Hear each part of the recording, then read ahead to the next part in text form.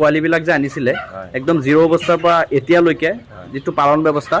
সেইটো কেনেকৈ কৰিছিলে অলপ 2-4 কথা ফাৰ্মৰ সুবিধাৰ্থে আপুনি কৈ দিয়ক মানে প্ৰথম দিনা গাড়ীৰ পৰা নমোৱাৰ লগে লগে কি কৰিছিলে আপুনি মই প্ৰথম দিনাখন নমাই পেলাই ধৰক আপোনাৰ প্ৰথম মই মিঠৈ পানীটো দিওঁ কুহুমীয়া পানীৰ লগত মিঠৈটো মিক্স কৰি পেলাই খুৱাওঁ তাৰপিছত আপোনাৰ ছেকেণ্ড ডে পৰা মই লিগজেন খুৱাওঁ হয় 3 দিন খুৱাওঁ খোৱাৰ পিছত আপোনাৰ এটা আয়ুৰ্বেদিক আপোনাৰ যিটো ৰাণীকেট গাম্বুৰু ভেকচিন